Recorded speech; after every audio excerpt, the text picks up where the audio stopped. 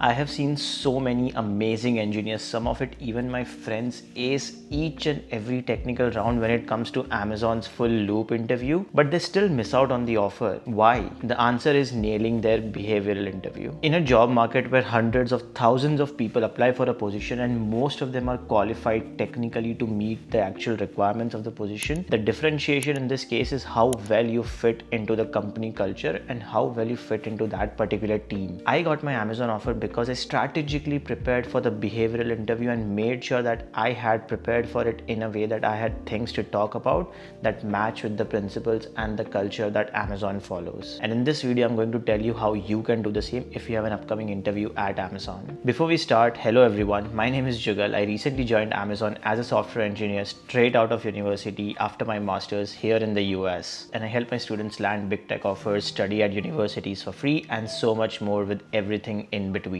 So before moving on, hit that like button and subscribe to the channel as your support means a lot to me. And without any further ado, let's get right into it. First of all, let's understand how do Amazon's interview actually work. Amazon interviews have a series of one-on-one interviews with the people working at Amazon, also known as the loop, in which there are back-to-back interviews which could focus on your technical skills, your behavioral skills, and also sometimes multiple different technical interviews. And the most important interview you would have on your Amazon loop is the one with the bar raiser. The bar raiser is a person who has been working at Amazon for a very long time, has taken hundreds of interviews normally as a technical round, and now they make sure that everyone who is joining Amazon as a new employee meets the bar that Amazon holds in terms of their leadership principles, the culture, and the fit of the people that they want. Their job is to make the hiring bar consistent across all the different hires which go on into becoming a new Amazon employee. Understanding this thing is Step 1. Behavioral interviews are mapped to Amazon's leadership principles. Amazon themselves have said it in the past that they use the leadership principles in their day-to-day work, and me working at Amazon, I have experienced this firsthand by having customer obsession, making sure that everything I do is done by myself, and I am self-competent enough to understand all the other leadership principles that Amazon has. And these principles are the core to their hiring. If you cannot prove that you are good enough for these leadership principles, unfortunately, you are not going to get selected for that role at Amazon. Moving on to the next thing, which is where to look for Amazon's leadership principles and what to actually study for them. Your starting point should be Amazon's leadership principles page, wherein they state 16 different leadership principles at the time of the recording. Your goal is to not just read through the summaries or the headlines or anything of that sort. You should go deep into each and every leadership principle they have. They have a video associated with it as well, which gives you concrete examples on how they use it in the day-to-day work. And you should understand that these leadership principles are not just posters, they are a framework key to working at Amazon. And Amazon has openly told candidates in the past that they should use the STAR format, which stands for S as in situation, T as in task, A as in action, R as in result, where S is the situation that you were put into while you were working on that particular story which you will be talking about. T is the task at hand that you had which you have to achieve. A is the action that you took in order to meet that particular task, and R is what kind of result did you achieve. Did you meet that particular task goal or not? Were you able to accomplish it with certain kinds of metrics or not? And do you have any quantifiable impact that you created while working on that particular task? Each and every answer when you are answering those behavioral questions should answer these 4 things, and you can say it out loud that the situation I was put into was this, the task I was working on was this, the action I took was this, and the result was this. You should actually answer it in this way so that it makes the life of the bar raiser who is going to be interviewing you much more easier, and it gives you a framework to work on. Now on step 3, as promised, let's talk about how I cleared my behavioral interviews and made an impression with the bar raiser that got me hired. Before my Amazon's final loop, I prepared 6 to 7 different stories using the STAR format from my past experience on what kind of projects did I work on, what was the situation I was in, and whatnot. Here is a list of all the different commonly asked questions that Amazon usually asks in these interviews. You should prepare for these particular questions and make sure that you are situated well with the stories that you prepare, and those stories cover these particular situations and the tasks mentioned in this particular situations. So be mindful and be prepared with all of these situations. Make your stories such that you can reuse those depending on the leadership principle that you are asked about. You can be asked about define a time how you prove customer obsession, or define a time where you took ownership of a project even though you were not qualified or you were not in a senior level to do so. Or it can be completely something different, like talk about a time where you delivered impactful results for the company that grew key revenue drivers or key revenue metrics, and you need to be able to talk about them on the spot, defining it and connecting it back with the leadership principles in a star format. The best part about studying for Amazon's behavioral interview and the leadership principles is you can use one single story to answer multiple different leadership questions. For example, a production incident that you solved can hit the right spots for diving deep, the ownership that you took, and the results you delivered depending on how you frame it. So prepare one story that maps to 2 or 3 leadership principles and keep notes of how you can change the actual tone of the story and the way you present it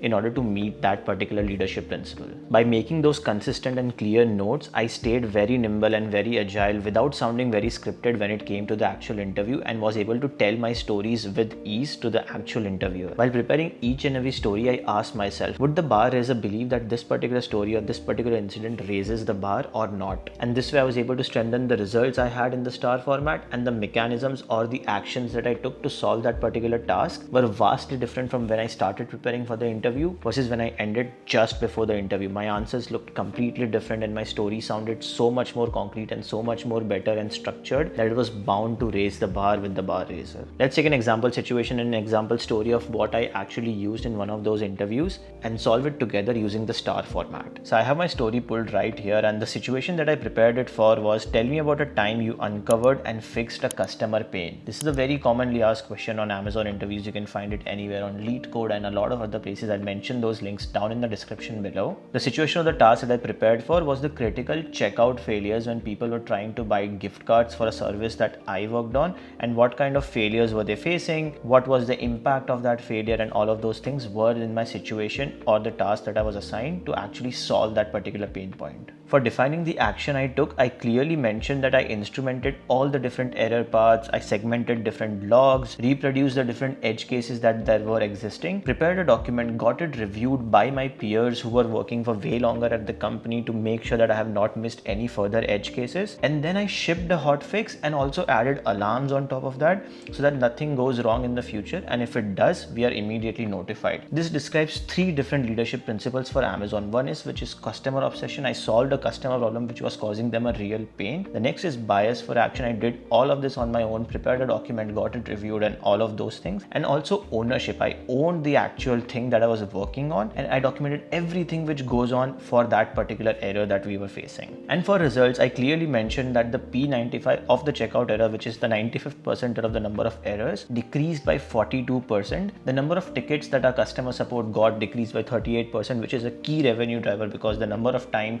that customer support spends debugging the same tickets again and again adds up to a cost for the company. And I also clearly mentioned in this story as a result that over the coming weeks we monitored the net promoter score or the NPS score and how it increased over time so that the customers were liking it, which means I really dove deep on the customer obsession part of things, which Amazon absolutely loves. They have a headline that the customer should come first no matter what. And similarly, when you prepare any stories, just mention each and every story in the star format. I list some of my stories in the description below in a document for you guys so you can read about it and understand what went right, what went wrong, and you can prepare your own stories that way. And while you're also checking that out, for this information to be free and supporting the page, do subscribe to the channel and also hit the like button or comment down below what kind of stories were you asked in your Amazon interview. I would love to hear it from you guys and understand more on what kind of different questions is Amazon asking nowadays, or any other company like Meta has their own round, Google has their own Googliness round and whatnot. What kind of stories did you answer when you were facing in this particular interview type? The 5th part, and one of the most important things, is how you can practice for these behavioral interviews and make sure that you are acing them no matter what.